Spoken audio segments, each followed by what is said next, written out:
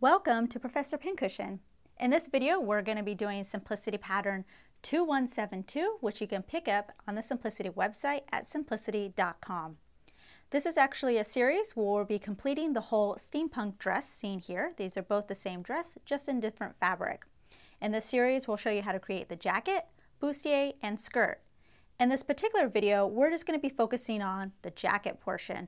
So if you want to learn how to complete the other two components, check out our other videos. When you pick up your pattern, make sure that you pick up the correct size. If you look here at the top, the size is listed, so just make sure that your size is in this grouping right here.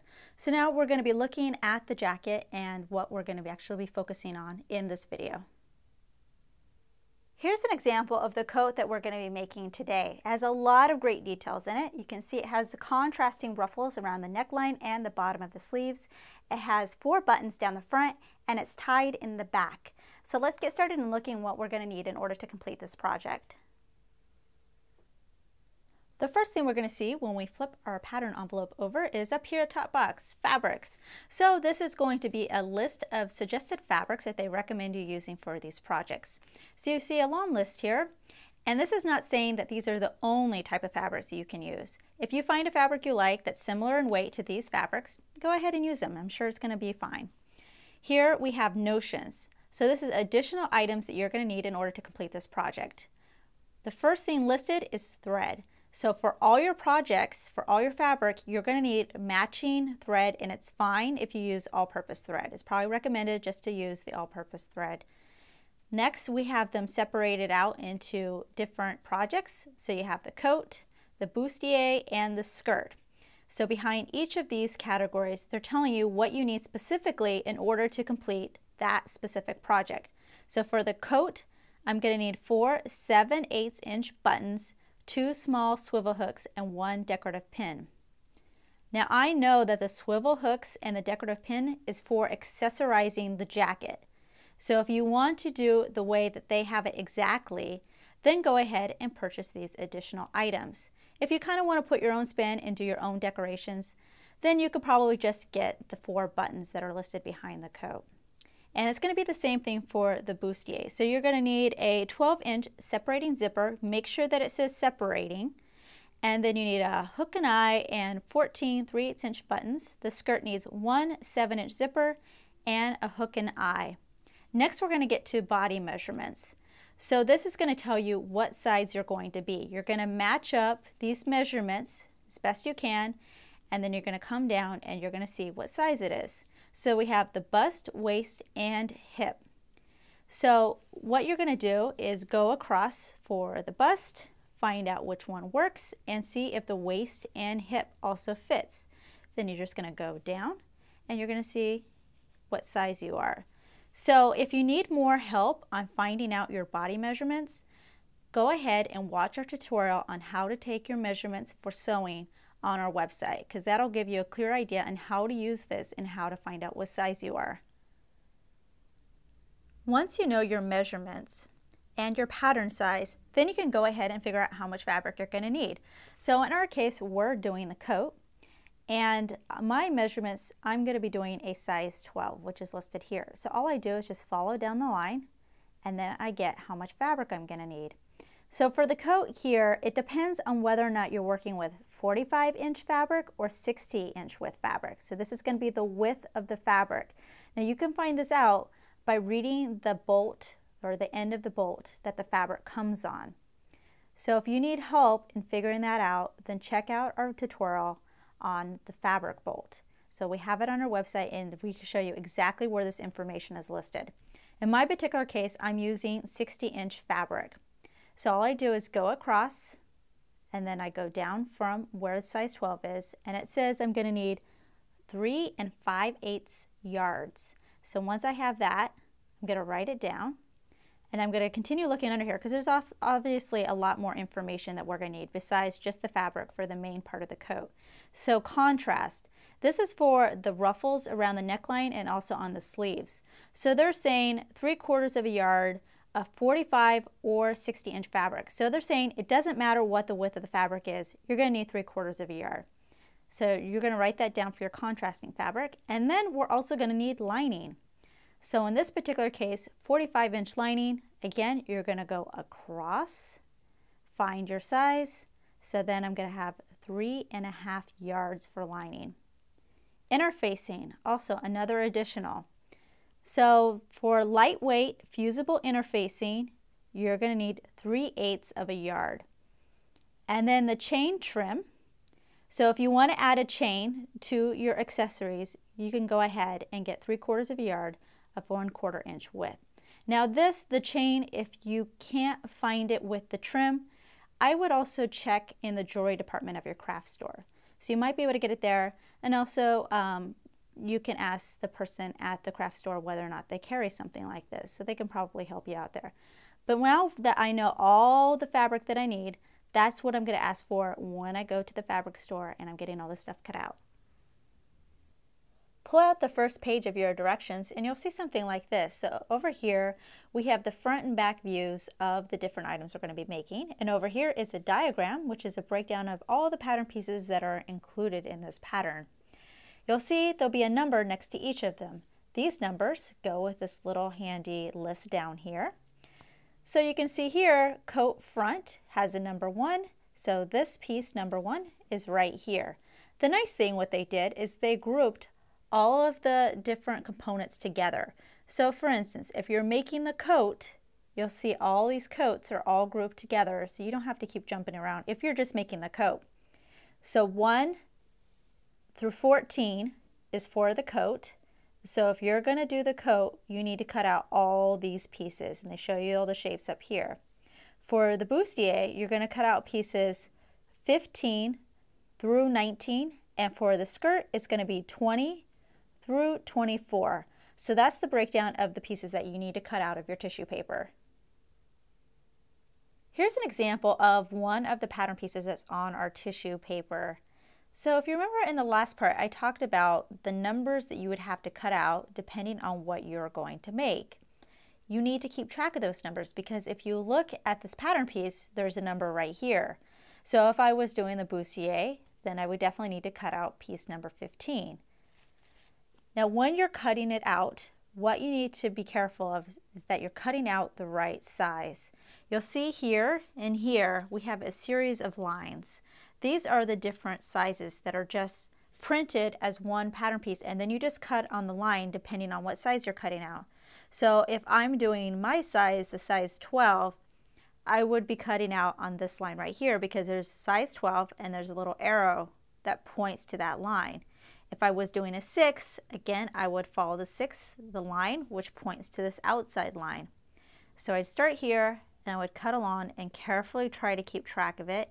As soon as it turns this corner here, the 12 is now suddenly the outside line. So it comes out and then I just go along the outside. So that's how they help you out here. Now if you're doing a line like this, which has no lines, no numbers, this means that for all sizes, you're going to cut along this line. And when I cut, you're either going to cut directly on the line, or I like to cut a little bit outside the line. I like to still see my line when I'm using my pattern pieces. You also have some notches. Right here, I have 2 notches together. This is a double notch. So I would definitely want to mark this on my pattern when I'm cutting it out. What I like to do is cut out, cut across, and then cut back down. Or some people like to do the little inverted notches, or you can do 2 notches, 2 triangles right next to each other. Now here you'll see notches, but there'll be a series of them. You only need to cut out the notch for your size.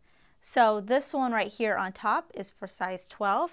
If you go a little bit in, this is going to be size 10, here's 8, and here's 6. So you don't need to cut out all these notches, just the one that's on your line. And it's the same thing right here. They all look like they're stacked on top. You just need to cut the one. So that's a single notch. So once you have all your pattern pieces cut out, we can then get to putting it on our fabric. And if it's a little hard for you to deal with because there's a lot of creases and wrinkles, you can go ahead and press your pieces. Just make sure that you're using a cool or slightly warm iron. You don't want to singe your tissue paper, so you just want to be careful if you do decide to press it. At the bottom of page 1, you're going to have your pattern layout for our coat, and we know that because we have the header right here. Now this is telling you what pieces we're going to be using. Please make note that there is not a pattern piece for size 10 that's going to be cut out of your main fabric. So it's 1 through 12 except for number 10. So here we have the layout. They give us an example, and the best way to lay out your pattern pieces so you can get the most for the fabric that they told you to get. You'll see there's a difference between this set and this set over here. That's because this part is for 45 to 44 inch fabric, and this down here is for 58 to 60 inch.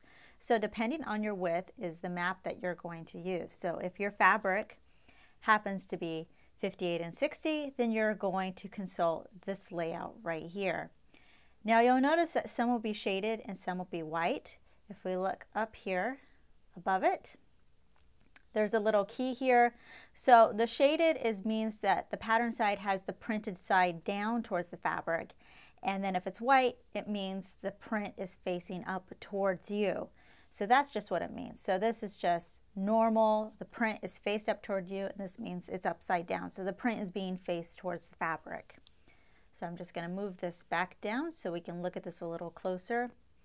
So let's take this one first. So obviously if you have whiter fabric, you're definitely able to squeeze everything on there a little bit better. And this, you're going to have two different cuts. So what happens is this fabric is folded in half. Here's the fold line right here. Now none of the pieces need to be placed exactly on the fold because we're cutting, let's say number 4. It looks like it's on the fold, but you're actually needing to get 2 number 4 pieces. So you want to place it near the fold, but not exactly on the fold. So these numbers correspond to the pattern pieces you're going to be using. This number 12 goes to this piece and this piece. So they actually want you to cut 4 out of number 12, but because it's folded in half, you're going to cut it out once, you get 2 of them, then you're going to move it over, cut it out again, and then you get 2 more, and that's how you get 4. And then these little strips, the numbers are right here. So this just shows you exactly how to lay it out so you can make sure that you get everything to fit onto your fabric. Now up here, this is for the 44-45 width fabric. So you'll see this number 11, it's kind of hanging off the fold, and so is the number 12 here. What this is telling me is basically there's not enough fabric to squeeze it all on there. So what they want you to do is cut out all your other pieces. Once you cut it out, you can go ahead, unfold this section right here of fabric, and that should be big enough that you can lay number 11 and number 12 down and get a cut. Now because you need 2 of number 11 and 2 more of 12, they're saying that they want you to take another piece, open it up, and then go ahead and lay out and cut these pieces because they weren't able to fit it all in this setup. So you'll see this has a fold, so you get 2 with each cut you make. This is single thickness, so there's no fold. It's just laid out, and then you place your pieces. And here you get 1 12, and then you get 3 more for a total of 4 number 12s. So that is for your main fabric. If we go down here, contrast, this is for the contrasting fabric. So this is going to be for the ruffle around the neckline and also at the end of the sleeves. So this is saying that it doesn't matter what the width of the fabric is, you're going to have this kind of layout. And fortunately, you're only cutting 2 pieces. So you need number 14 and number 13.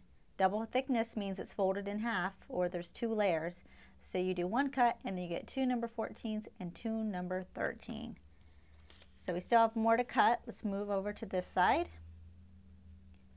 Okay, now we have the lining. So the lining, you'll see 44, 45, and then you'll see 44, 45 down here. But the difference is the size. So they're saying if you have 44, 45 with lining, if you're 6 through 14, you're going to use this setup. If you're 16 through 22, you're going to use this layout. So that's what the difference is between them. But it's the same sort of thing. Here you see the sleeve pattern piece number 11 hanging off again. So you just cut out 6, 7, and 10 as it's folded. Then whatever you have left over, unfold it, and you can go ahead and lay out number 11 and then number 11. So you get 2 of those. This one's a little bit easier to fit it all in there because they got you more fabric. And if you don't want to do something like this, you can just get more fabric. But they're just showing you in a way that you don't have to buy as much fabric and you can still get it all squeezed on there. And then the last thing we have is interfacing. So the nice thing for interfacing, there's only one little pattern piece, number 2, that needs to be cut out. So what they recommend is just fold it in half, you cut out number 2, and then you get 2 number 2 pieces. So that's it for the layout. So now you can go ahead, pin your pattern pieces to your fabric using this as a guide, and you just make sure that you put your pins parallel to the pattern edges. Carefully cut it out. If you need to pre-treat your fabric, make sure you do that beforehand so you don't have to worry about it shrinking after you've already made it and everything like that. So now we're going to look at transferring our marks to our fabric pieces. After you cut out your fabric pieces, you're going to want to look over your patterns and see if there's any marks that need to be transferred. So I can see some right here and right here. Now these dots, they have your size right next to them. So you just need to find the one that has your size, and that's the mark that you need to transfer to your fabric. So since I'm doing 12, I would do this dot and this dot. And I just use chalk or fabric marker. You can see my little marks right here on my fabric. So you're going to want to definitely make sure that you transfer all your marks, because that's going to come in handy later when we're going through and putting it together. Now if you have a dot that does not have a number next to it, let's just say it's a giant circle right here and there's no number, that means it's for all sizes. So you definitely want to mark those. And any lines for like buttonholes or something like that, definitely mark those as well, because that's definitely going to be important. So now we can get to the directions and start putting this together. Page 2 is the start of our sewing directions, and each section has a heading. So this is coat, so we know everything that follows is going to be related to making the coat. So that's exactly where we want to start. So you see on the right hand side there will be written directions with a number. These numbers match up the picture with the same number. So what I like to do is read this, consult the picture, and then I can figure out what exactly I need to do. Now for reading the pictures, you'll see there's a fabric key guide up here. So if we're looking at this, it's a little bit shaded. That means you're looking at the right side of your fabric. If it's white, like right here, that's the wrong side. So the fabric piece you're using is upside down. These little pound signs right here, that means it's the interfacing. So you can see we have interfacing right here. And I don't have any up, but if it's more polka dot, that means it's the lining that we're looking at. So that's really helpful in interpreting the pictures. In this particular tutorial, we're going to be reading the written directions along with you, and then we'll help you interpret to understand what exactly you need to do. Let's start with step number 1 so we can get to start creating our coat. So let's see, number 1, stay stitch inner edge of coat, upper side, front, and pocket, and coat back deck edges 1/2 inch from the cut edge in direction of the arrows. So we're going to be working with pattern pieces 3 and 6. So this is 3. It's actually printed on the bottom of the pattern because it says that it wants us to do it on the upper side, front, and pocket. And here we have coat, upper side, front, and pocket. So this is definitely the piece that we want. And the other one is coat back. And you'll see underneath this number, coat back. So these are the 2 pieces, 3 and 6. And I like keeping my pattern pieces pinned to my fabric until I'm ready to use it. So that way I can read what it is and everything can stay straight and I don't have to wonder what each piece is. But now that I know, I'm going to go ahead and remove my tissue paper. So for each one of these pieces, you should have cut 2 out of your main fabric. So I have it with the wrong side facing up, the inside here, so you can see my other one. This is going to be my right side. Now the wrong side of my fabric is shiny. That's because it's a double-sided fabric, but I'm going to be using the side that is not quite as shiny for my right side. So now we're going to see we need to stay stitch. For the stay stitching, you can go ahead and do a regular stitch or you can do a basting stitch. But because it's a permanent stitch, I would go ahead and back stitch on both sides. Now you're not stitching any of these pieces together, you're just taking one individually. So you're going to do this 4 times. And on the neck edge, so that would be this curve that's at the very top, you're going to stitch a 1/2 inch from the edge. So measure from this edge in a 1/2 inch, and you're going to stitch right along here in this direction. And I would do the same thing with this one. And it doesn't matter if you have the right side facing up or the wrong side. It's always going to be the neck edge. You're going to start from this center back line and you're going to go out to the top of the shoulder area here. So this is for the back, number 6. So for number 3, which is the front, you're going to be doing the same thing, but you're going to be starting here at the top and stitch down to the side here. And the same thing for this one. Here, stitch down to here. And once you have that done, then number 1 is done and you've done your stay stitch. So here I go with my stay stitch. And don't forget to make sure to back stitch since it is going to stay in. And I'm doing it a 1/2 inch from the edge. And the reason why you do a stay stitch is you usually do it around neckline areas because you want to make sure the neckline isn't going to get stretched out or distorted. So it just helps maintain that shape. So that's why you do it. So I'm just going to finish it and do it for all 4 of those pieces. Step 2, apply coat front interfacing to wrong side of coat front following manufacturer's directions. So we're just going to do the first part and then we'll take care of the second part of step 2. So we're going to be applying interfacing to our coat front. That's going to be piece number 1. You can see right here it says coat front. Now you should have cut 4, but we're only going to be using 1 pair right now. We're also going to be using piece number 2, which is our interfacing.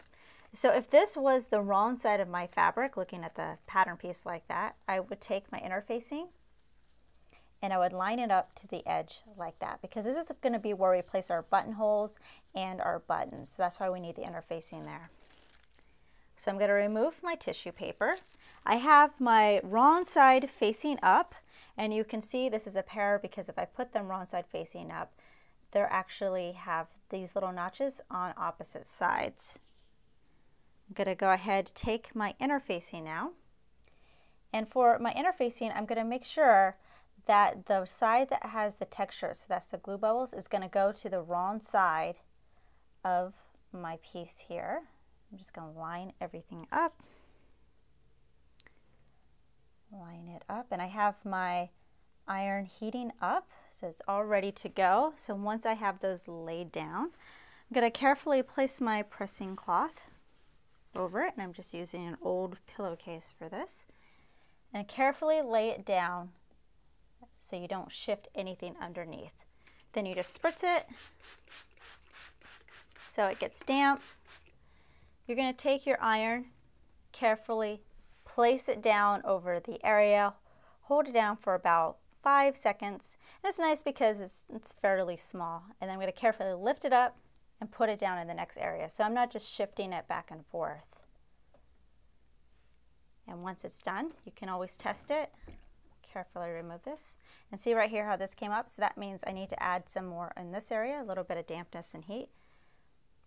Right here, but you can see where it's sticking. So I'll just work on these areas, but once that's applied, then we can move on to the second part of step number 2. The second part of step 2 says machine stitch inner edge between small dots 1/2 inch from the raw edge. So here's both of my number 1 pieces, 1 and 1. Now you have a pair of dots on each one. So this is on your actual pattern piece that you should have transferred over. I have 1 up here and I have 1 down here. Same thing on this piece, 1 and 1.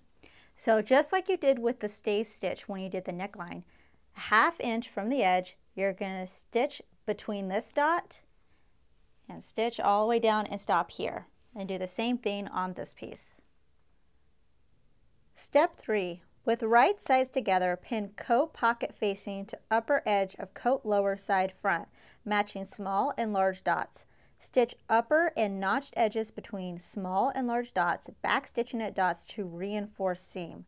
So let's take care of the first part. So you're going to need your fabric pieces from pattern number 4, which is this one. There's my number 4 right here. So I'm just going to show you on 1, but you're going to do it for both pieces that you have.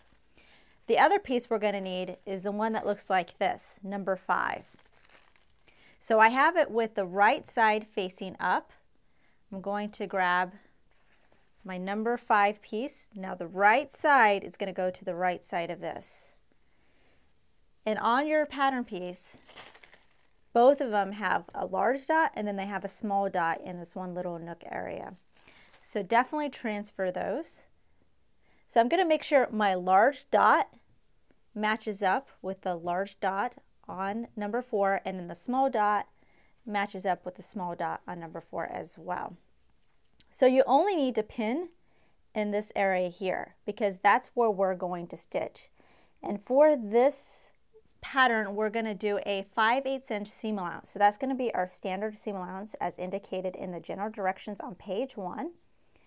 And whenever we do a seam, it's always going to be 5/8 unless it says in the direction for something different. But more than likely, it's going to be 5/8.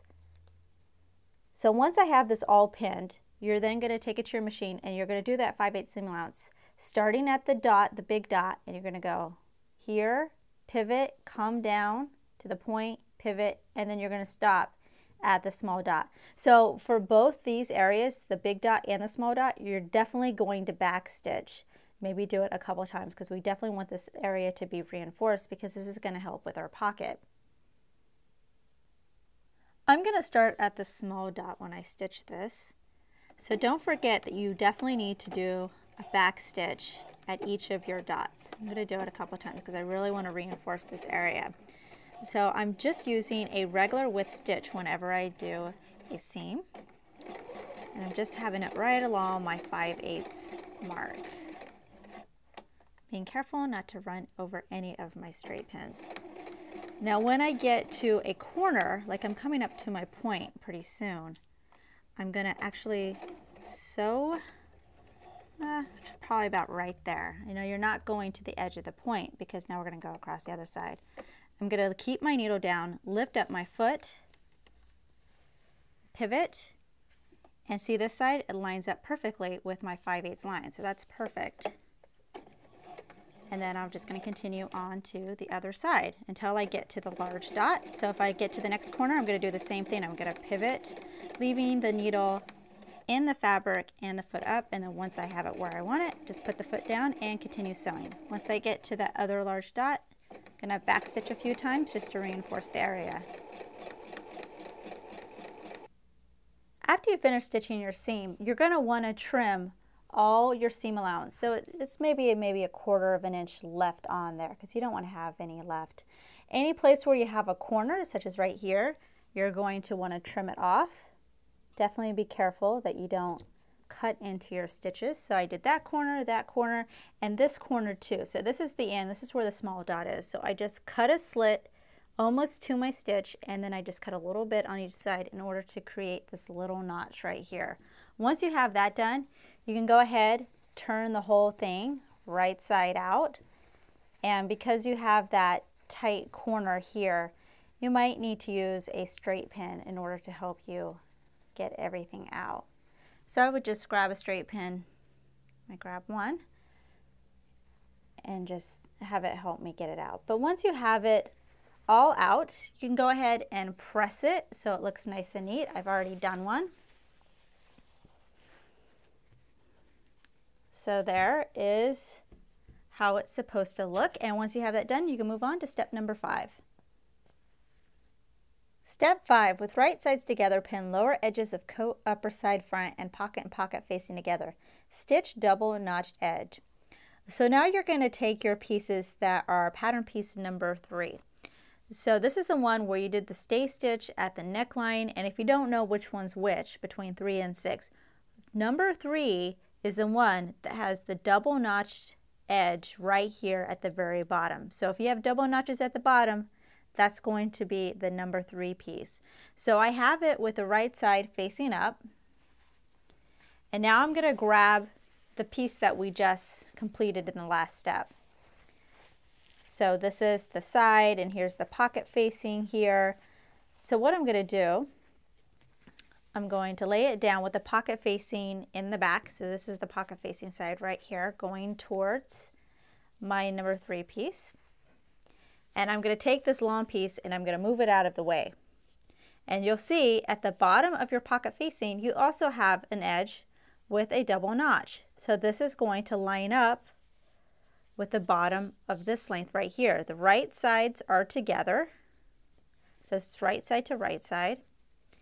I'm just going to line everything up, put in some straight pins, and then I'm going to do that 5/8 seam allowance stitching right along here. So I'm going to do it to this one, and then I'm going to do it with my other number 3 and my other piece that looks like this. So you'll have 2 pieces that are stitched together just in the same manner.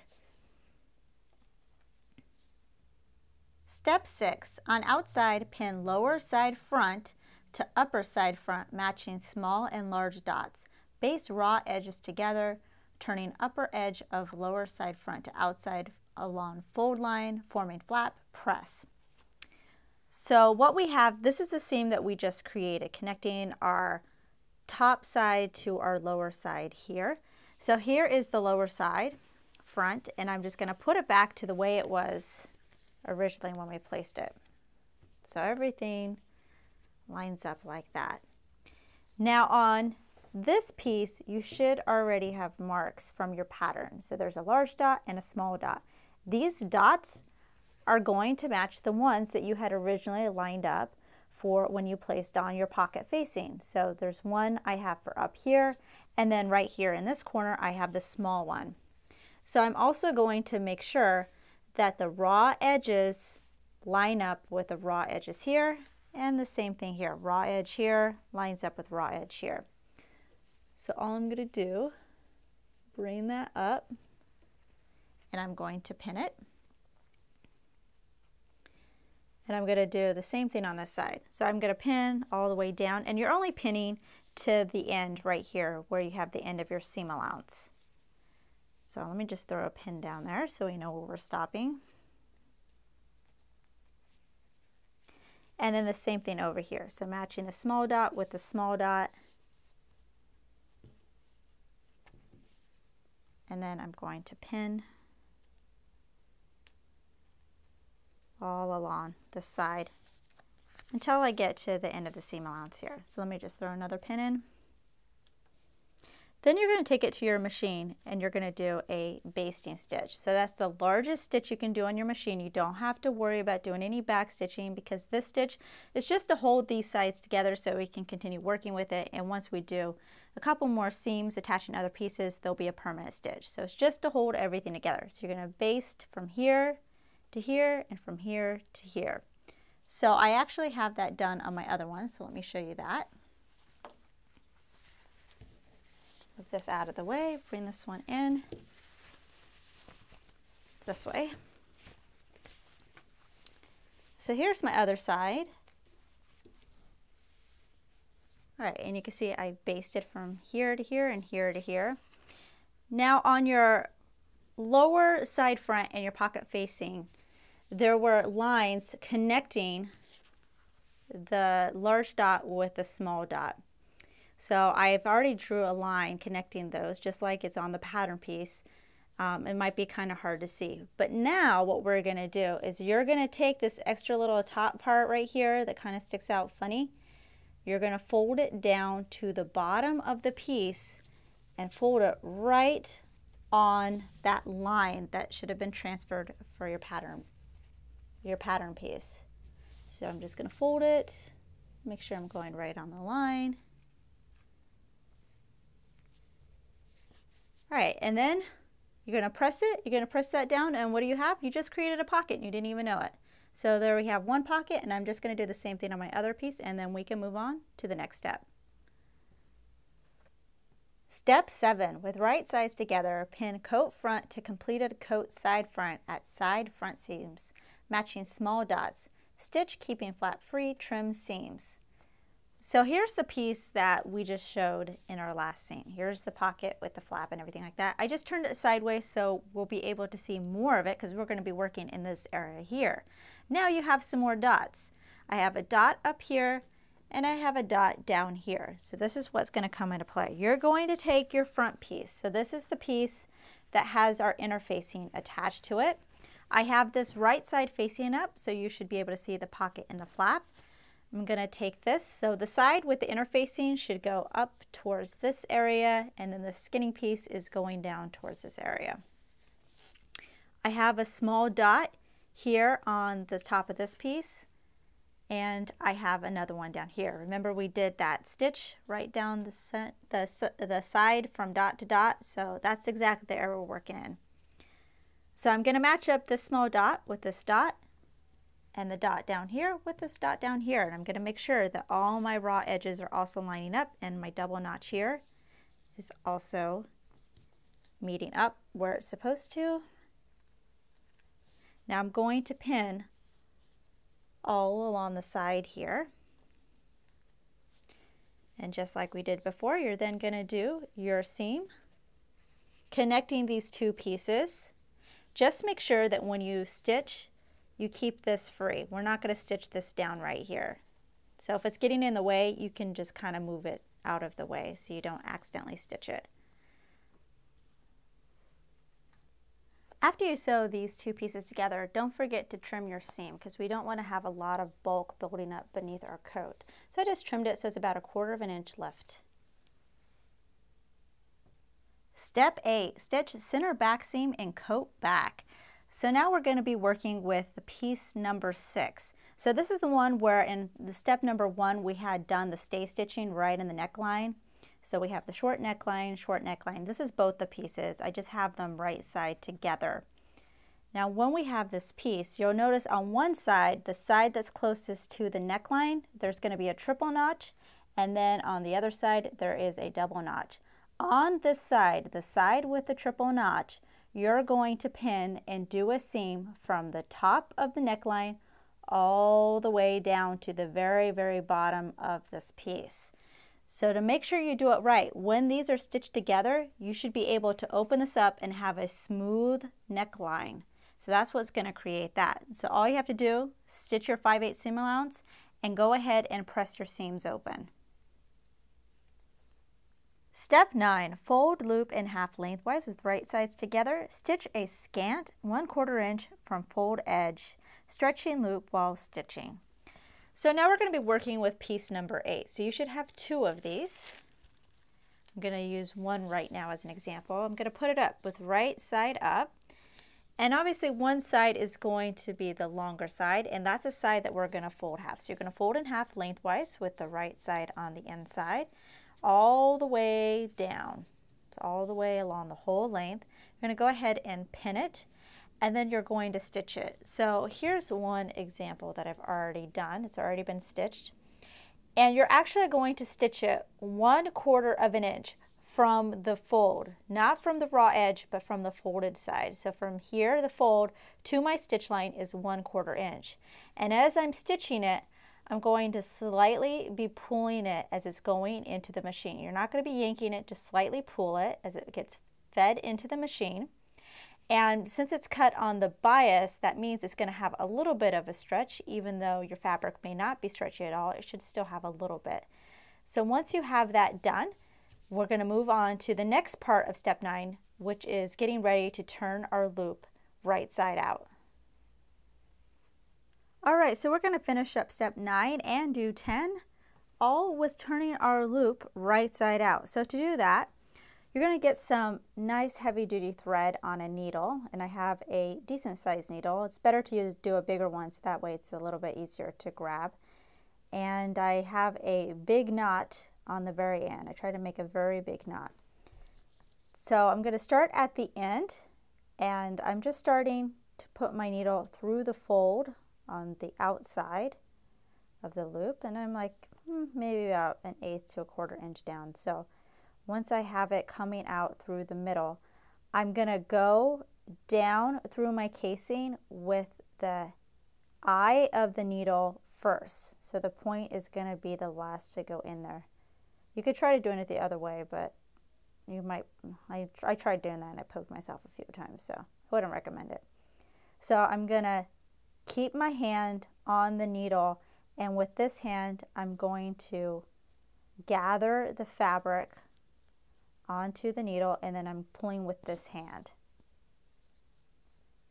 So we have to go through the whole thing, so this is going to take a while. But the idea is once you get to the very end and you're able to pull, this will start to go into itself, and then once you get it, it should come pretty easily, and then you'll be able to turn the whole thing right side out.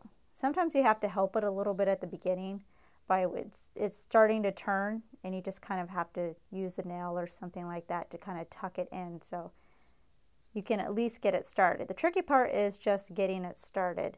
And I actually have one done right here. So that's what we want. That is our goal, to get that.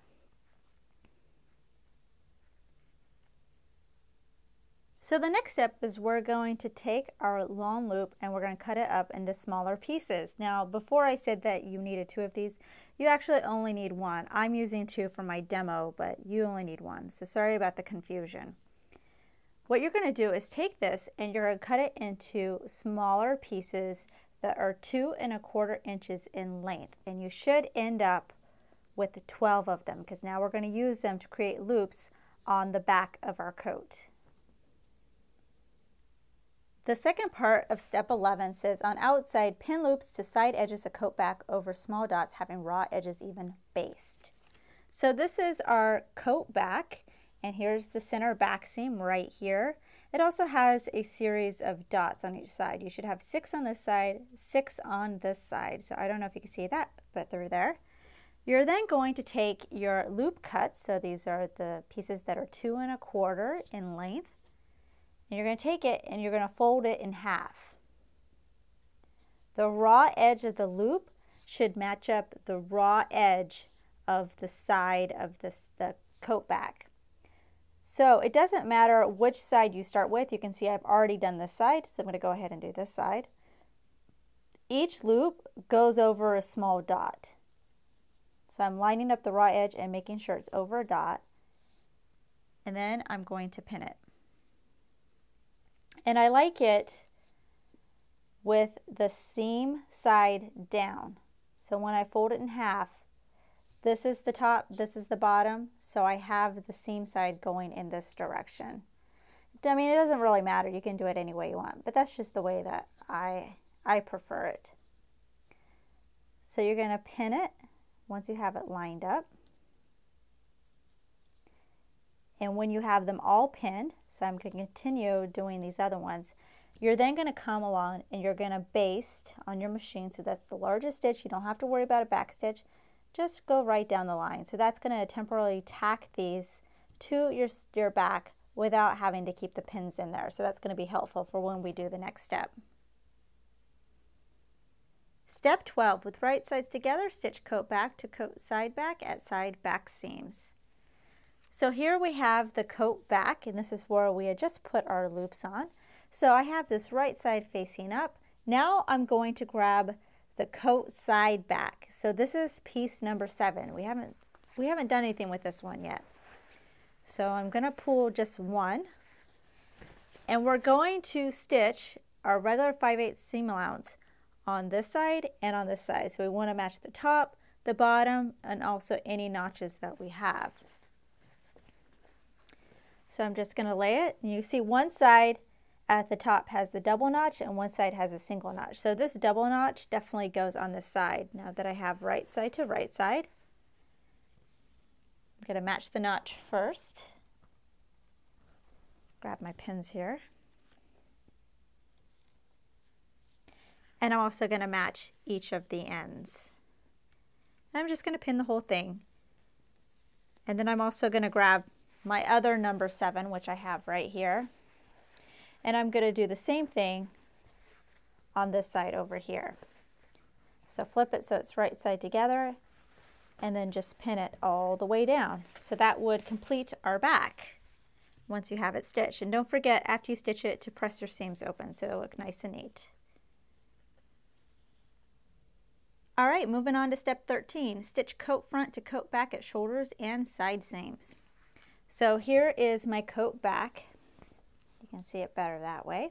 So what we're going to do is take each of our front pieces now. So this is the piece that has our pockets and the interfacing, and you're going to pin it. So when the right sides are together, you're going to be able to line up the shoulder seams, which are up here at the top, and then all the side seams down the bottom here. So I'm going to grab one. So it'll be a little bit easier to show you an example on this side. So I laid it right sides together, and you'll see that the part with the interfacing, they're going to meet in the middle. Up here at the top shoulder seam, we have a single notch. This matches the single notch here on my back, my coat back. I'm going to go ahead and pin it. And for each of these shoulder seams, both this one and this one, you're going to do a regular 5/8 inch seam allowance.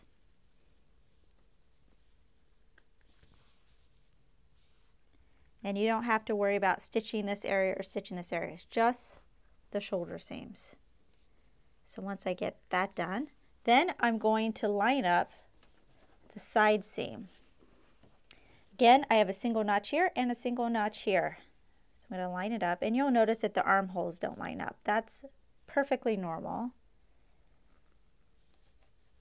So then on both these side seams, this one and this one, you're again going to do your 5/8 inch seam allowance. And after you stitch it, go ahead and press those seams open. Now we're going to be working with our lining, and we're basically going to be recreating what we already did with our main fabric. So step 14, with right sides together, stitch coat front facing to coat side front lining at side front seams.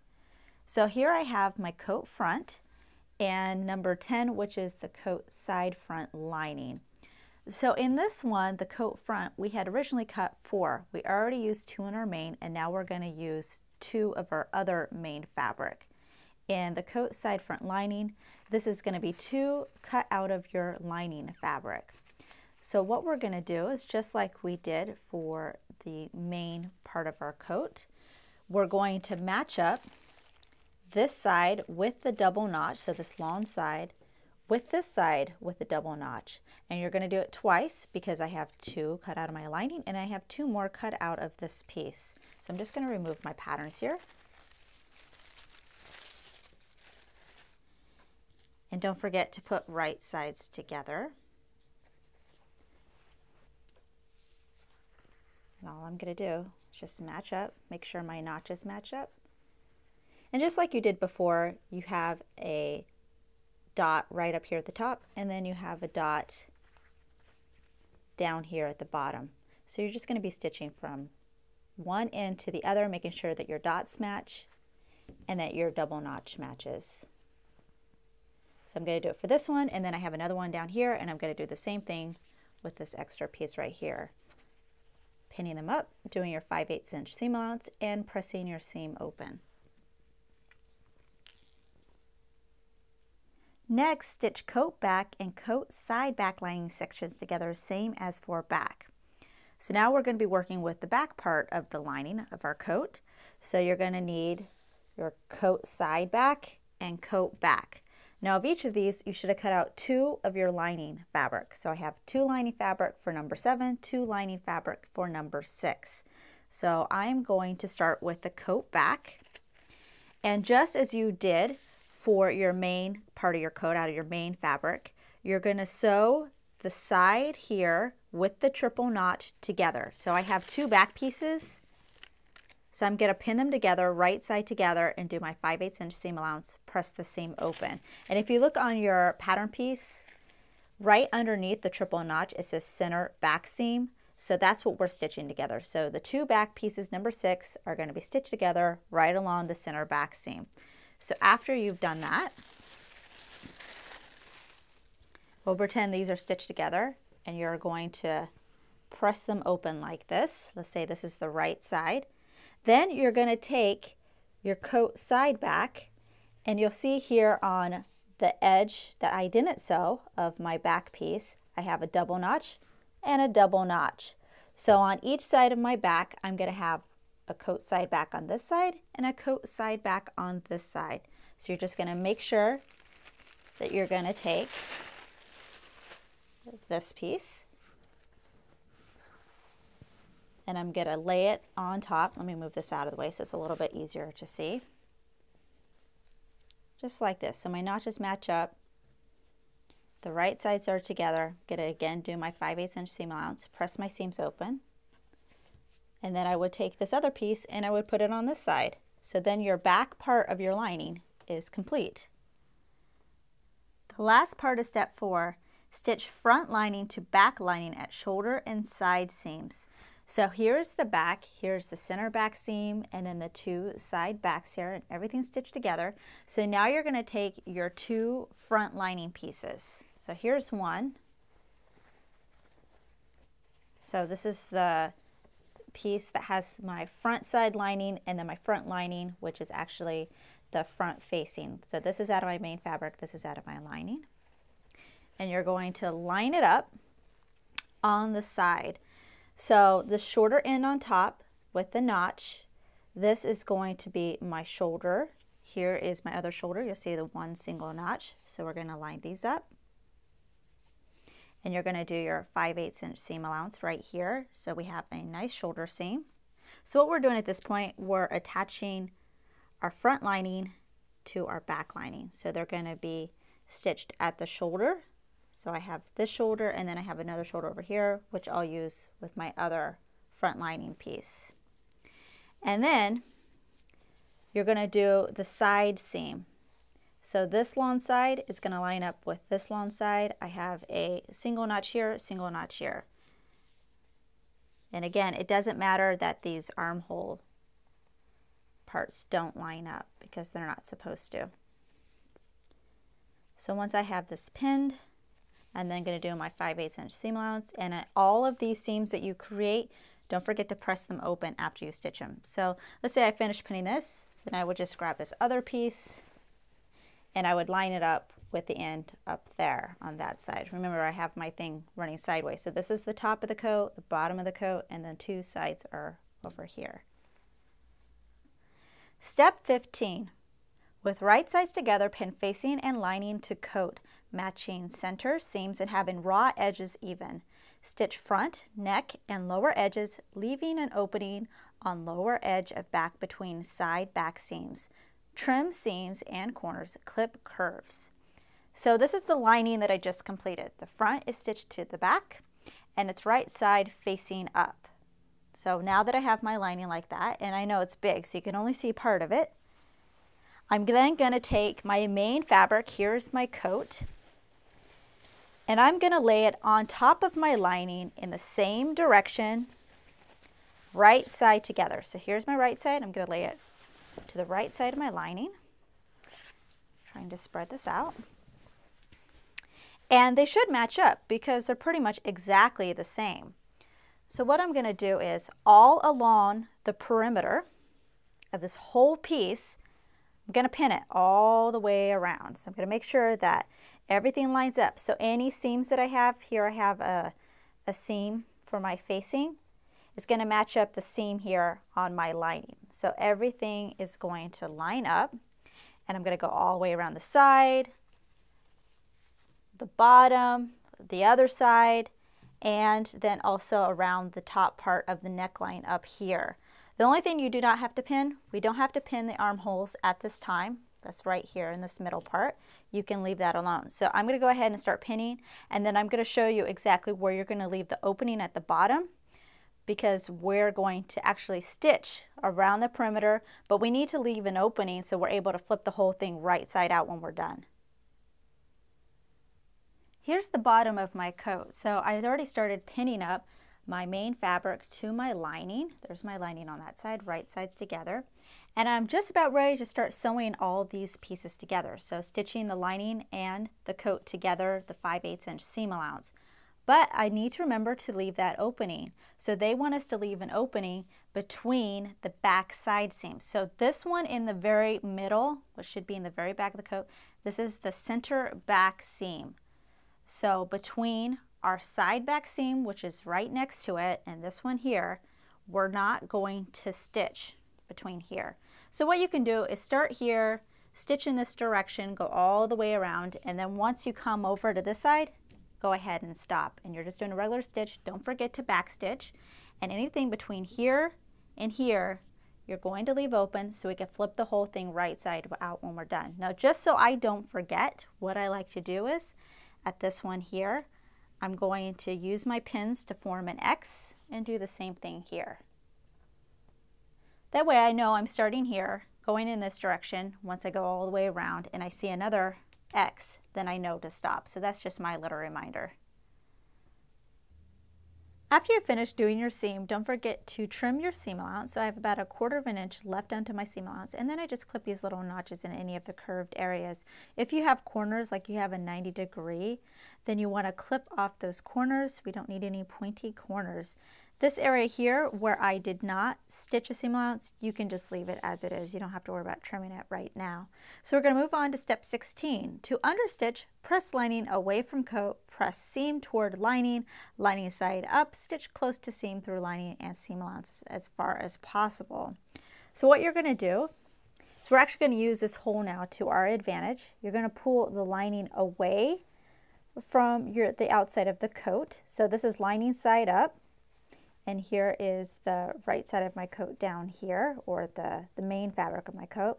All right, so I'm pulling it up and you'll see here's my seam allowance right here. I want to make sure that my seam allowance gets pressed onto the lining section. So you're not pressing it open, you're pressing it up so it's all onto the lining. And you're going to slip the arm of your machine into this hole right here. So I'm going to have this on top of my arm is going to be underneath, so no fabric is getting stitched together, like this isn't accidentally getting stitched to this side. So we're keeping that open. And then you're going to stitch as close as you can to your seam line on the side of the lining. So let me get my pin here as a little pointer. So here is my seam line right here. I'm going to be stitching on this side of it, right above it, as close as you can get, because we're going to be stitching the seam allowance onto the lining itself. And you're just going to go along the whole way as far as you can go. You're not going to be able to get it all the way around. It's going to be kind of impossible to do that, but you go as far as you can. And then once you get up close to the top, you can also use the hole made by the armhole to also do some of the understitch. So I'm going to go ahead and bring my sewing machine and I'll show you a little bit of me doing the understitch so you can get an example of what it looks like. I'm doing my understitch. So here is my main fabric. Here's my lining, making sure the seam allowance is on the side of the lining. And you can see here's my arm right here. I'm making sure there's nothing underneath my lining section. I'm just stitching the seam allowance to the lining. And I'm using a regular stitch. Don't forget to back stitch. And the point of the understitch is to make sure that the lining stays on the inside of the coat. It just makes it look neater. So I'm just going to go all the way around as best I can. And you may have to stop, take it off, cut your threads, readjust, and then start again.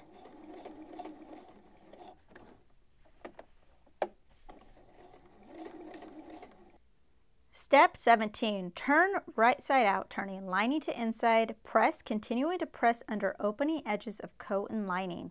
Slip stitch to press edges together, baste armhole edges together. So we're going to take this one step at a time. So my favorite part, you're opening at the bottom, you're going to turn the whole thing right side out. So this will take a little bit. You're going to take it to your iron after you've turned the whole thing right side out, and you're going to press it. So the lining is going to be on the inside of the coat, everything's going to look nice and neat. And where you have your original opening down here at the bottom that we just pulled everything through, we just finished doing this. All right, so here is my opening at the bottom of the coat in the back. The raw edges here on the main coat and also on the lining. As you're ironing it, go ahead and press under 5/8 of an inch on both sides, so on the main fabric and on the lining. Also, after you press it, go ahead and pin it closed, because then we're going to do a slip stitch in the next shot. So we're going to be able to hand sew that opening close and make everything complete at that bottom edge. So everything looks nice and neat. To slip stitch your opening close, all you're going to do is you're going to get your threaded needle here, and I've already started this, I'm going to grab a little bit of my main fabric here. As my main fabric's on the outside, I'm grabbing it right on the fold, pull that through, and then I'm going to grab a little bit of my lining right on the fold and then pull it. So the stitch is going in between the two folds, and that way you won't really see it if you do it very neatly. So after I grab the lining, I just grabbed again my main fabric, my outside coat fabric. I'm going to grab the lining again on the fold. And I'm just going to zigzag between the two folds, now again the main fabric, until I get to the very end.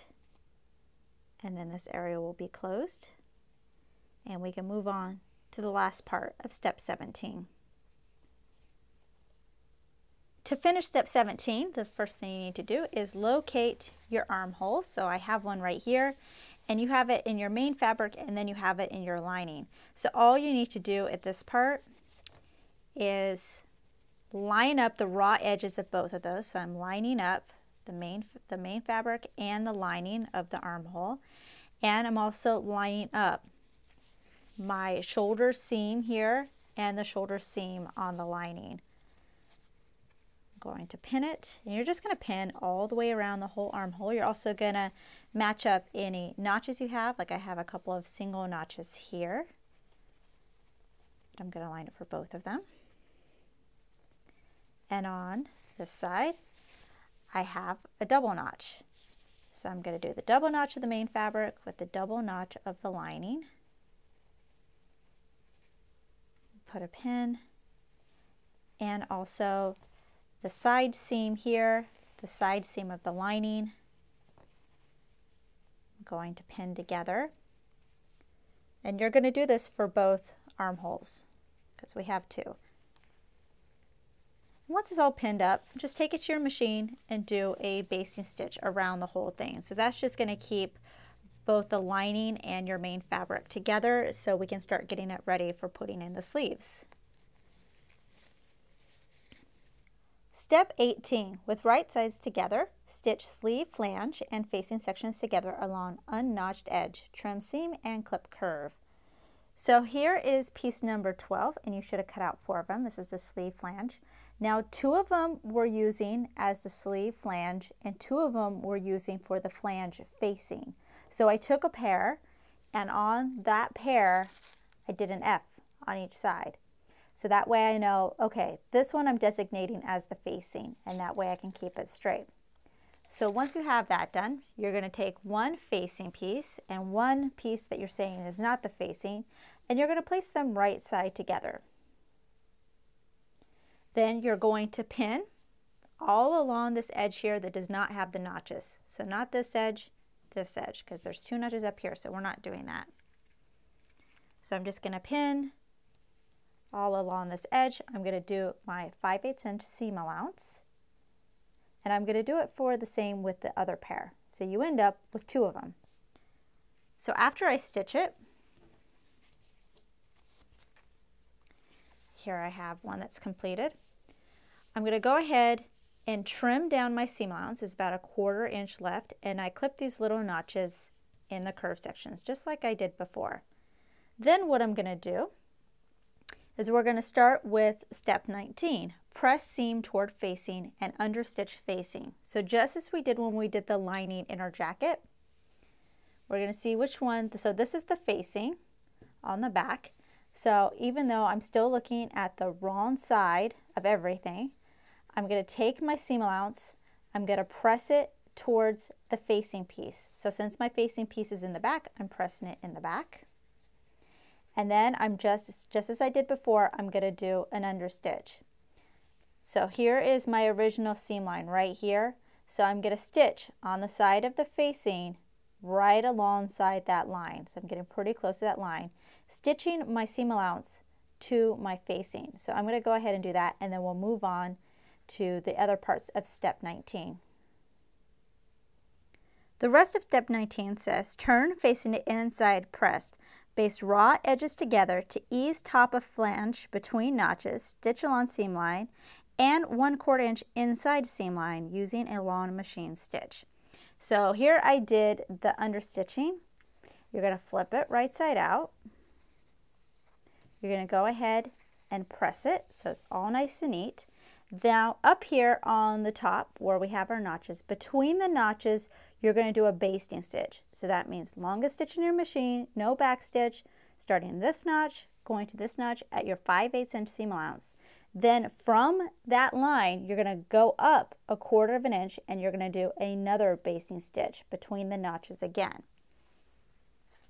So here's one that I just did. And the reason why we'll do this is because we're going to need to do a little bit of easing. So we're going to pull our basting threads a little bit just to gather a little bit of the top, so then we can fit it to the top of our shoulder.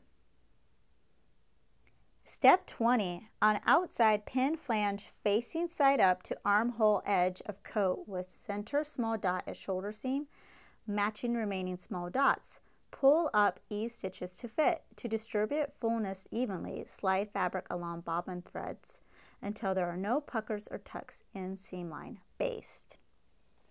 So I'm going to be putting my flange on my shoulders or on my armholes.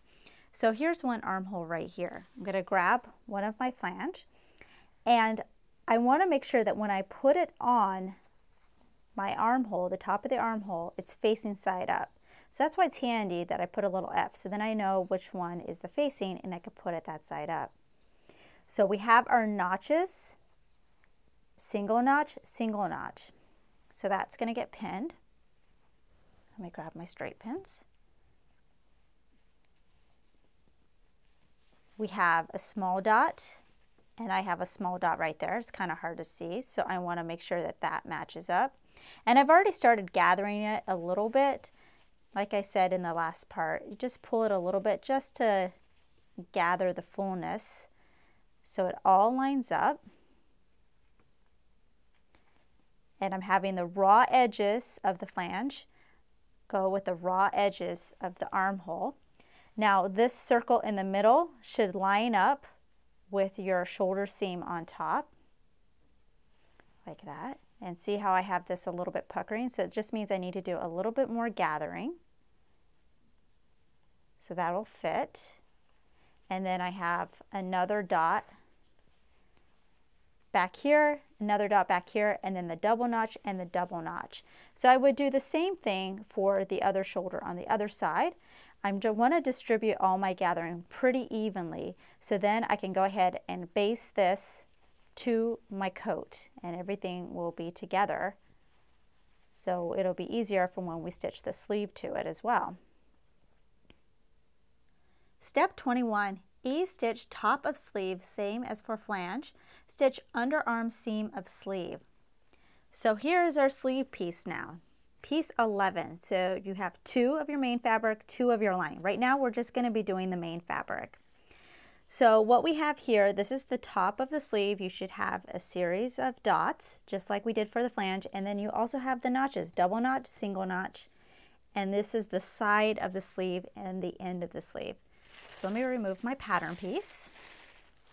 So just as you did with the flange, between the notches, you're going to do a basting stitch at the 5/8 inch, and then 1/4 inch from that, you're going to do another set of basting stitches. You're going to do it for both of them. So this one and this one. Once you have that done, we're going to have right side facing up. You're going to take one side part of the sleeve, and you're going to bring it to the other one. So the top, the bottom, and the notch all matches. Then you're going to do a regular 5/8 inch seam allowance right down the middle of this seam right here, and then you're going to press it open, and you're going to do it for the other one as well. So we're going to have 2 sleeves, you're going to have 2 underarm seams, and then you're going to have the basting stitches at the cap of the sleeve, so that way we're able to fit it in the armhole. Step 22, stitch ends of sleeve ruffle in French seam. To make a French seam, stitch first seam on outside a scant 1/4 inch from the seam line. Trim close to stitching, turn to inside and stitch through seam allowance encasing first seam. So what we're going to be doing is working with pieces number 13 now. So this is the sleeve ruffle. And you're going to have it so it's going to be wrong side facing up. If you can tell on your fabric. Mine, they look the same on both sides. But I have the wrong side facing up. I'm going to bring this short end with the notch to this short end.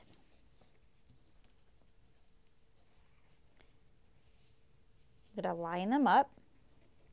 you can go ahead and pin, and from here you're going to stitch in a quarter of an inch. So it's not going to be a very big seam allowance at all, really tiny.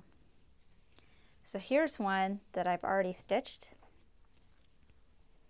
And even though I did a really small seam allowance, a quarter of an inch, I went ahead and I trimmed it down.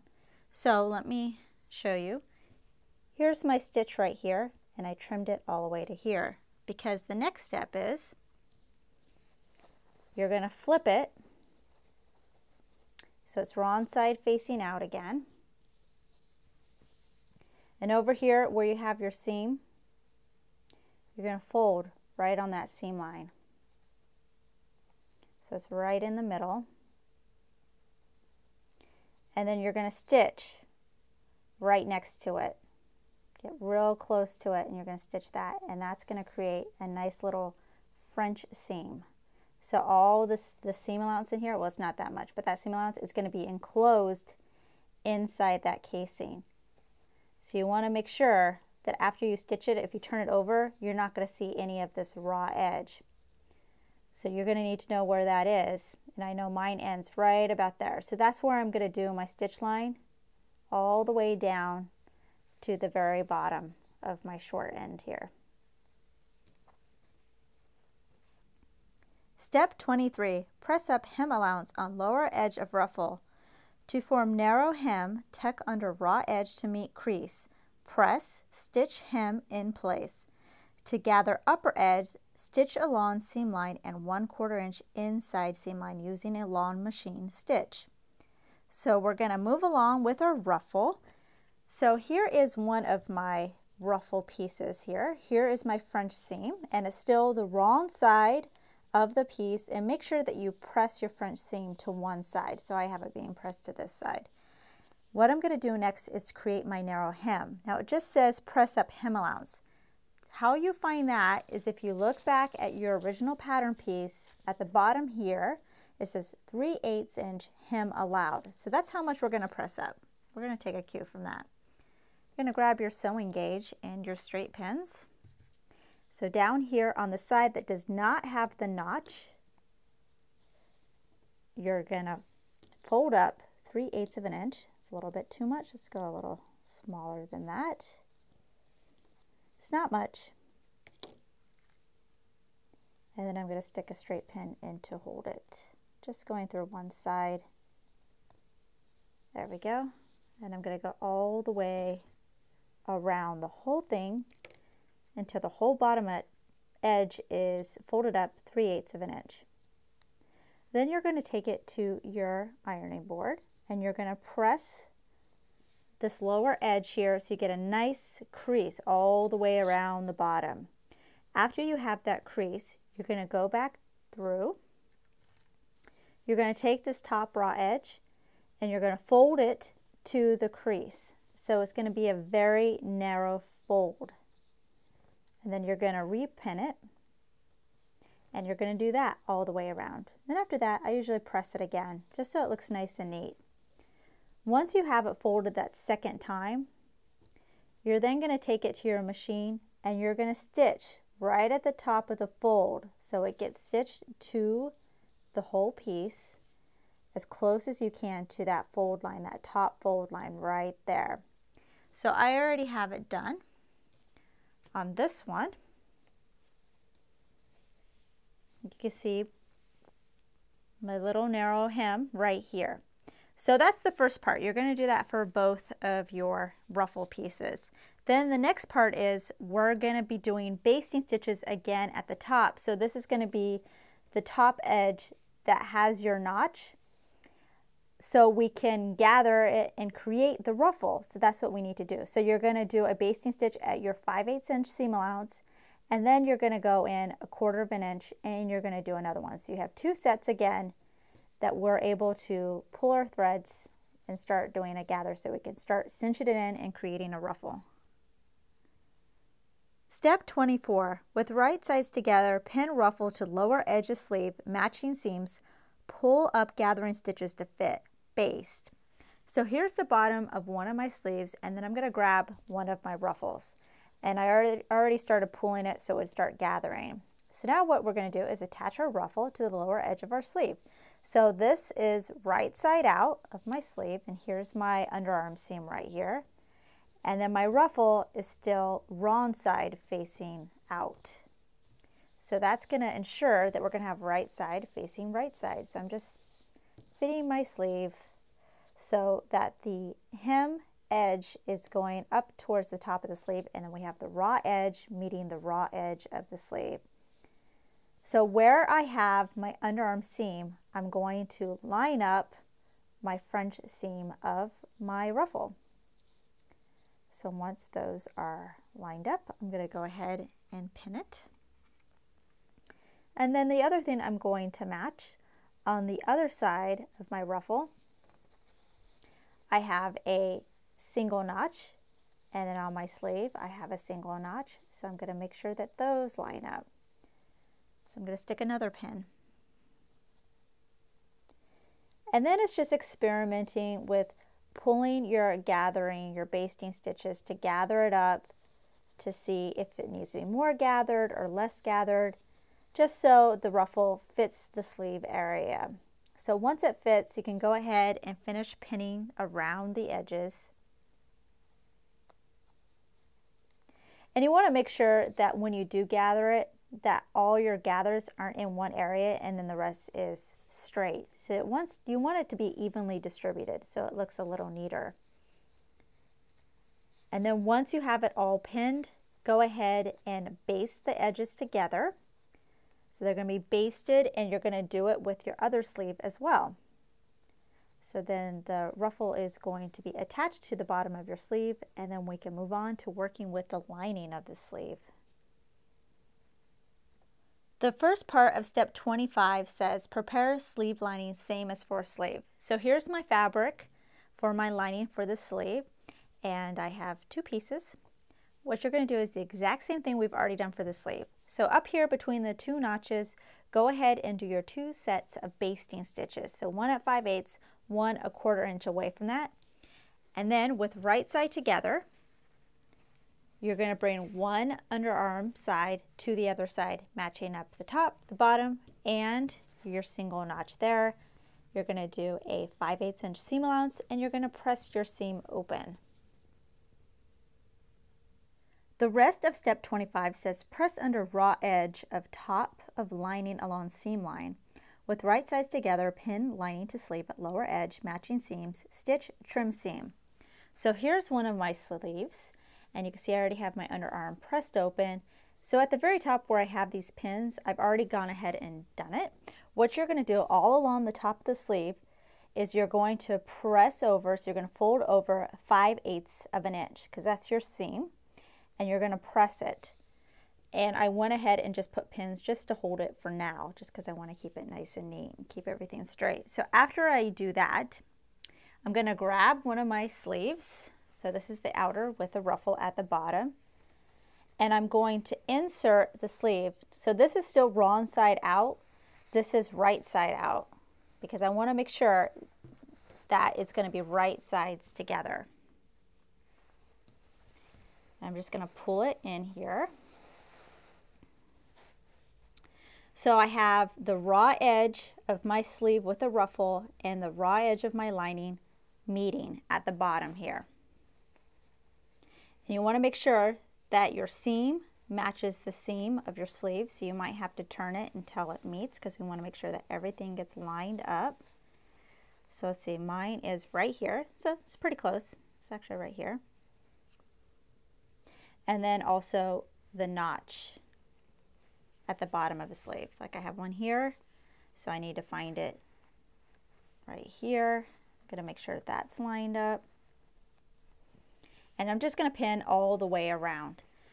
So when you get to your machine, you're going to go ahead, do your 5/8 inch seam allowance down here all the way around the bottom of the sleeve. So that's going to connect the lining with the main part of the sleeve. Now I know it's difficult because this is small, so it doesn't fit onto the arm of your sewing machine very well, or at least it doesn't for mine. So what I have to do is I take the part that I'm not working at the bottom and I pull it back with my hand, and then I just keep rotating it. So I'm only sewing through one set of lining and my main fabric at a time. And I'm not accidentally stitching my sleeves closed because I don't want to do that. So I just hold it back with my fingers and then rotate it. So after you stitch that, and I already have one stitched right here, all you're going to do is, here's my seam that I just created. I'm just going to trim this down. So there's about 1/4 of an inch left over. And then once you're done with that, you're finished with step 25. Step 26, press seam toward lining and understitch lining. Turn right side out, turning lining to inside and ruffle out, press. So we're going to be doing an understitch again. And at this point, you should be an expert on understitching since you've done it a couple of times already. This one is a little bit different. So the easiest way that I find to do it is I'm going to, here's my seam allowance that I want to go underneath the lining, which the lining is still on top. I'm going to actually pull out the main fabric. I'm just going to do a little magic trick here. So I'm pulling the main fabric out from my lining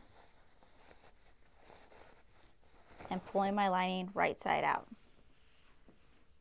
So here I have my ruffle that's in between, and I want to stitch on this side of the lining, but for me it's tricky because I can't fit this portion onto my arm. So this is the trick that I do. So I'm going to gather my lining onto my hand. All this gathering you're going to have to fit underneath the foot of your machine. Okay? And I'm making sure to pull the stuff on the other side away from it. So then the only thing I have under this finger, which is underneath here, is my lining and my seam allowance. So if this was my foot, I'm going to push all this underneath my foot so I can get my needle right under here. And then I'm going to use my hands to hold and pull everything away so then I can stitch right on top of here. So I'm just doing it on the right side of the lining, and I'm using my fingers to feel that the seam allowance is underneath that.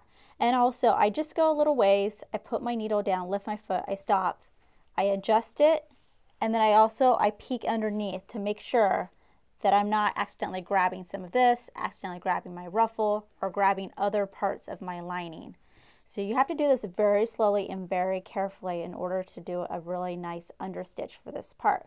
But once you're done, you can go ahead, put the lining onto the wrong side of your main sleeve fabric. Okay, so now the ruffle is at the end. Your lining is on the inside of your sleeve, and your sleeve is right side out. So now we can go on to the next step, which is attaching our sleeve to our coat. Step 27. Turn sleeve right side out, hold coat wrong side out with armhole toward you. With right sides together, pin sleeve to armhole edge with center small dot at shoulder seam, matching underarm seams and remaining small dots. Pull up ease stitches to fit to distribute fullness evenly. Slide fabric along bobbin threads until there are no puckers or tucks on the seam line. So we'll just do the first part. So here I have the inside of my coat. So the lining is facing me. Here's one of my armholes. You're going to do the same thing with the other armhole. I'm going to grab one of my sleeves, right side out, and it should already be pressed from your last step, so it should be looking nice and neat. I'm going to take the top of my sleeve and I'm going to fit it through the armhole. And you could kind of just push the lining out of the way, the lining of the sleeve, because we're just doing the main sleeve fabric right now, and we're going to be doing the lining of the sleeve in a few minutes. So the underarm seam matches the side seam of the coat. So I'm going to pin that. I have a single notch, matches the single notch of the coat. And you can tell if you put the armhole or the sleeve in the wrong armhole because your notches will be switched. They won't match. So you just need to switch sides. So I have a double notch here, double notch on this side. Got to pin these together.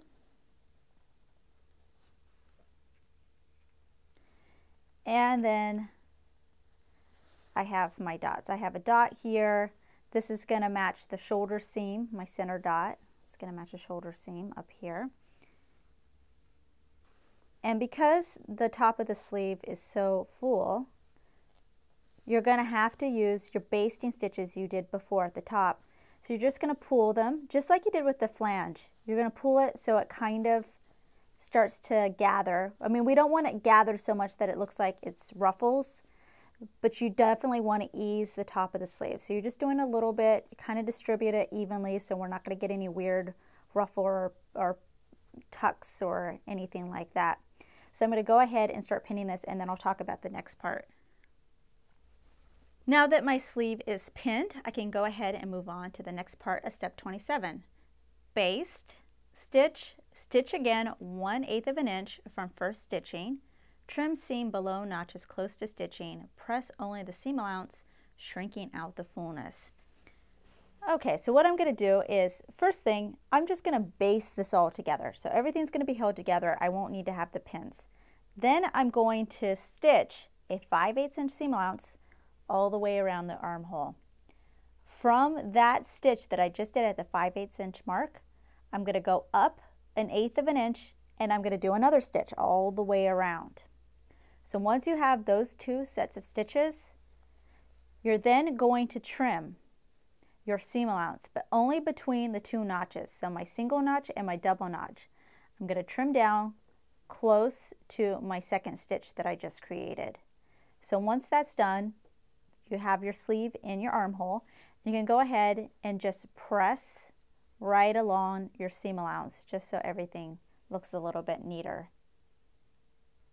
Step 28, on inside, pin pressed edge of sleeve lining just over sleeve stitching, placing center small dot at shoulder seam, matching underarm seams and remaining small dots. Pull up ease stitches to fit, slip stitch, pressed under edge over seam. So this is going to be the last step, and then our sleeve is going to be in. So I'm really excited about that. So what you need to do is, now that this is all stitched and trimmed and all that kind of stuff, you're going to take your sleeve and you're going to bring it to the lining, the inside lining. So here's the main fabric. I'm going to go ahead now and take my lining. So the lining of the sleeve is what you're seeing. So I'm just bringing everything over. Okay, my sleeve lining's on top. Now remember how when we were prepping this, at the very top of our lining we had pressed under 5/8 of an inch.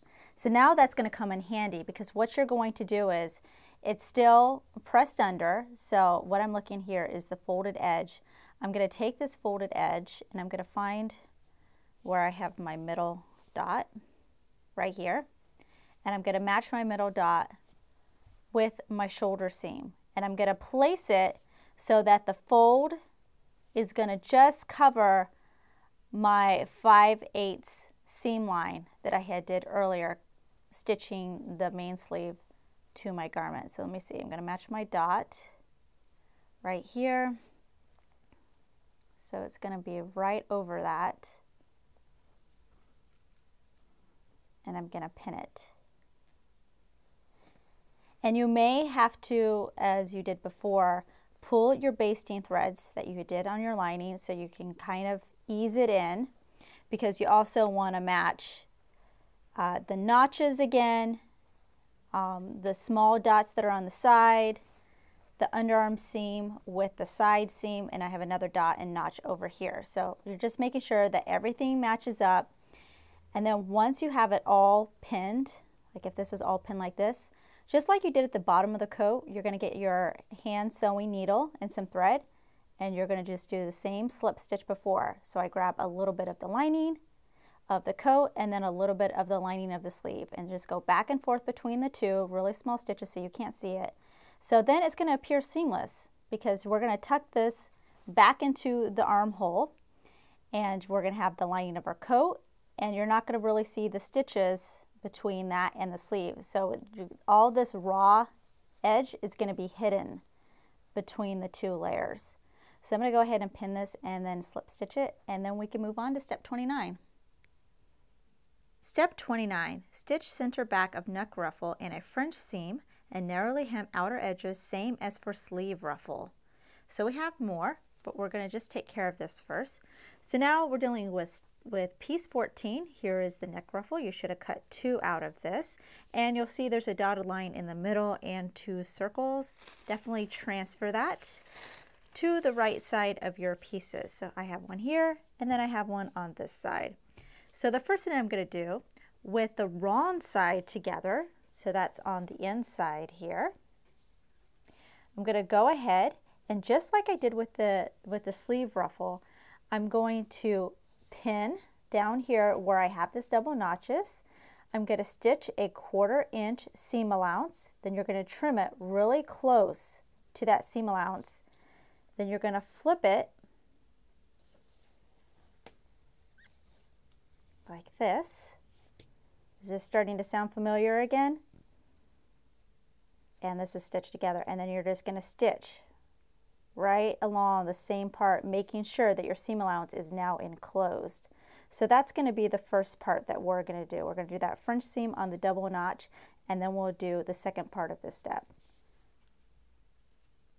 Once you've done your French seam, you're going to go ahead and do a narrow hem all the way around the whole thing, ends, top, bottom, everywhere. So it's the same exact thing as you did for your sleeve ruffle. You're going to pin it up 3/8 of an inch, just like it says on the pattern, just using your sewing gauge. Then you're going to press it, and I like to pin the whole way around before I press it, so then I'm going to press it. And then I'm going to go back through, and I'm going to take that top raw edge, fold it to the crease that I just created with the iron, and I'm going to repin it all the way around, and then you're going to go back and stitch right along that top fold line that you just created. So once you do that, then the narrow hem is complete. The last part of 29 says to gather ruffle, stitch 1/8 of an inch along each side of gathering line using a lawn machine stitch.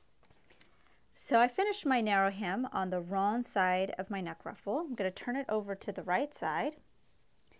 And on your pattern piece, you should have had that dotted line that went across the middle. What you're going to do now is do a based stitch, so the largest stitch you can do on your machine, no back stitching, and you're going to do it from one end to the other end, so the other end on that side. And each basting stitch, because you're going to do 2 of them, is going to be 1/8 of an inch on either side of that dotted line that you transfer to your fabric. So if this was my line, I'd have one right here 1/8 of an inch and right here 1/8 of an inch. So you're going to go from one end to the other. It's going to be 2 gathering stitches. You can see my gathering stitches right here, because this is what we're going to pull in order to create our ruffle for our neckline. Step 30, on outside, pin ruffle to neck edge of coat, placing gathering just over finished edge, matching centers back, placing small dots at shoulder seams and matching remaining small dots. Pull up gathering stitches to fit, pin, stitch along gathering line, removing bastings. So here is the top of my coat. This is the back, here are the shoulders right here, and then this is the front. It's right side facing out. I'm now going to grab my neck ruffle, and we need to gather this so it fits this area. So the end of each ruffle is going to be this last seam that you have in the front. Here's the edge of the front, and then there's a seam right above that. So that is going to be the first area that we're going to pin. And you want to make sure that that dotted gathering line ends up right on this folded finished edge. So basically you're going to have half of the ruffle hanging up over the top of the coat, and then half of it hanging below that top edge of the coat. So that's how it's going to be all the way around. Then the next thing we're going to match, and again, I have this so it's right side facing out, just exactly how you want to see it on the coat. That's how you're going to pin it. So I'm going to find now my first dot on my ruffle. This first dot is going to match the shoulder seam in the back of the jacket. So then I'm going to match that up, and I'm going to pin it. And then we're going to do the center back seam of the coat is going to match my French seam. And again, it's hanging off. Pin that. All right, the next dot I come to is going to match the next shoulder seam, and then the very last dot on the end is going to match the side front seam right here. Now you'll notice, of course, this is too big to fit, so that's why you're going to pull your basting stitches that we put in just one step earlier, so we can start gathering it. So we're gathering it to fit. Sometimes it's a little easier to gather it if there's no pins in it. Gather this up. It's going to be quite ruffly. So once it's gathered and everything is fitting exactly where it needs to be, you can finish pinning it. You're going to take it to your machine and you're going to stitch right in the middle of your basting stitches, so right on the gathering line. So then that's going to attach our ruffle to the neckline of our coat, and it's going to look really nice and neat. After you do that, you can go ahead and remove your basting stitches because you no longer need it once you put in your final stitch. Step 31, stitch ends of tie together in 1/4 inch seam. So we're going to be working with our last piece here, which is piece number 9. So this is the tie. You should have cut 2 out of this piece. And this is going to be the tie that's going to be in the back of the coat to help cinch it up to give you a little shape. So all you're going to do in this step is you're going to take the 2 ends that have the single notch, you're going to put them together right side to right side, and then you're just going to stitch a 1/4 inch seam. Step 32 and 33 is an exact repeat of step 9 and 10 for when we created the loop. So all you're going to do, you have your tie right side facing up. This is already stitched together in the middle. You're going to fold it in half. You can go ahead and pin it to hold that fold. Now from the fold, so this bottom part is my fold and up here on the top is my raw edge. So from the fold you're going to measure up a 1/4 inch, and that's where you're going to make your stitch line. So you're going to sew there.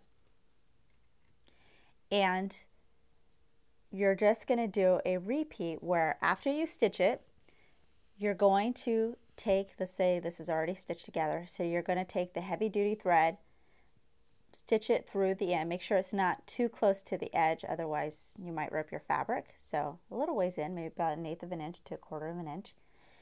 Then you're going to take your needle, your hand needle, you're going to put it through the loop all the way down to the bottom. Then the string that's still attached to the top, you're going to pull it through. You might have to help it, so you're going to pull it all the way through, and that's what's going to turn the whole thing right side out, and you get your spaghetti strap like this. So you should already be an expert. You've already done this by now. If you don't remember how to do it and you want to see it again, go ahead and check out steps 9 and 10 for the loop. But that's essentially all you do.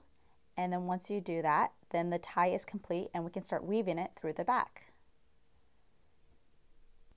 Step 34. On outside, starting at upper back loops, lace tie through loops. When garment is completed, pull ties to fit back and tie together in a bow, not end of each tie.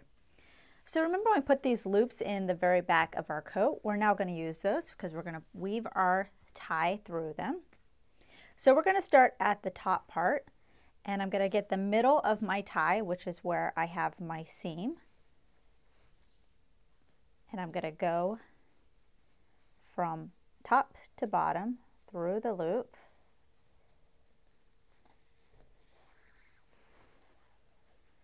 I'm just going to pull it till that ends there, and I'm going to do the same thing on this side. They're just basically going to crisscross between the two sides. So there we go. And don't pull it too tight because see how I'm crossing it? So now I'm going to do opposing sides with the tie. You don't want to pull it too tight because you'll do that once you have the coat on. So that way it'll be more fitted.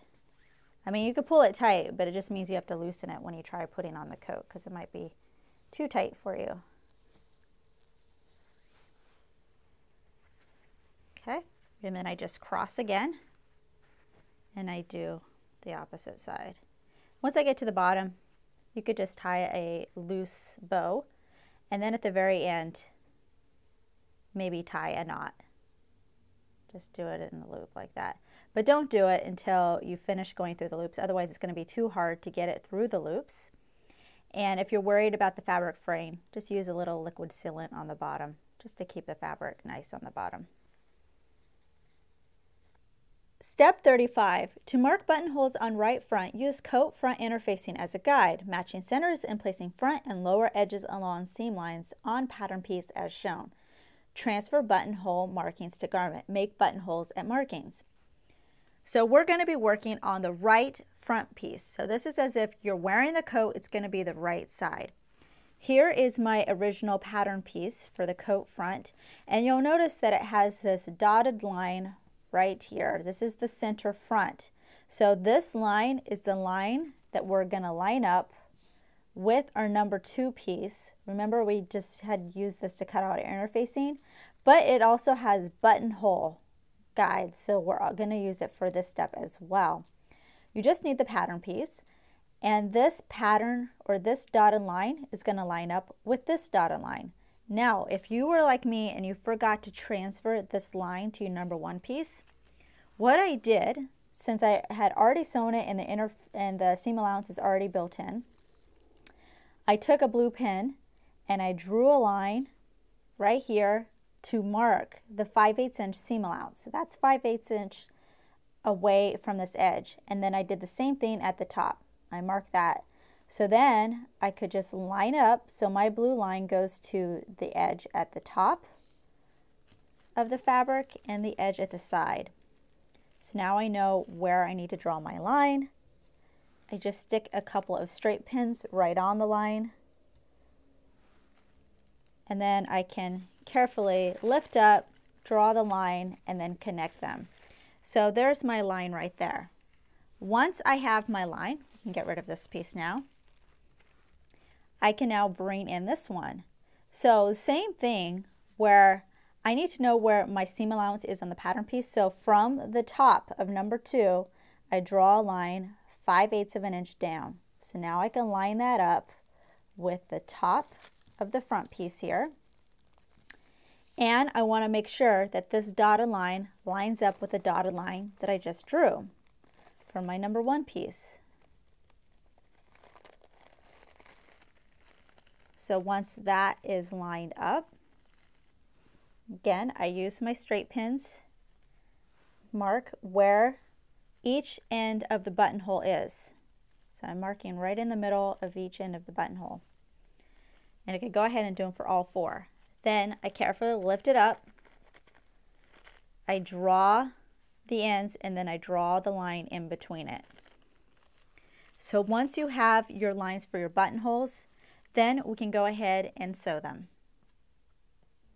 I'm going to do a sample of doing a buttonhole. So I switched to my buttonhole foot, and I have one leg that's longer than the other, so that kind of helps me keep the sides of the buttonhole straight because I like to have it right in that groove there. And I'm going to start at the end. Now, doing a buttonhole, machines are different from each other in doing them. Some, like mine, you just have one button that you push. This is buttonhole. And then others, they have a dial, and you switch between the sides of the buttonhole. So you have the ends of the buttonhole and you have the sides. I like doing the ends first, so I'm just moving it to the end here. So I'm just going to do it right where I have that cross line right there. Stick that in, make sure it's set to end. And it's going to do the end of the buttonhole.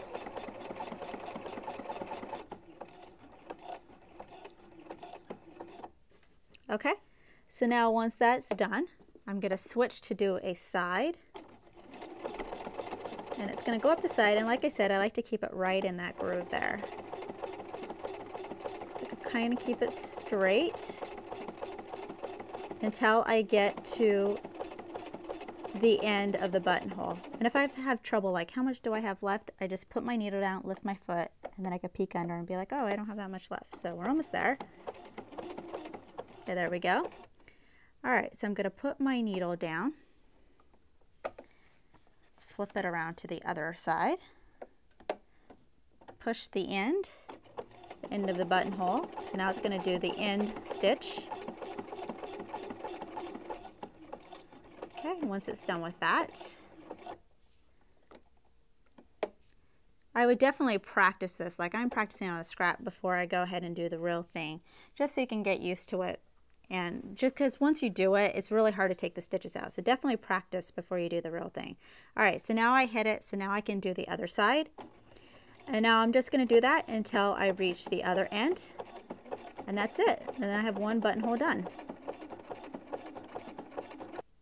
After you stitch your buttonholes, you're just going to want to cut them open like I've already done here. So you can use scissors, just fold it in half and then carefully cut down the center.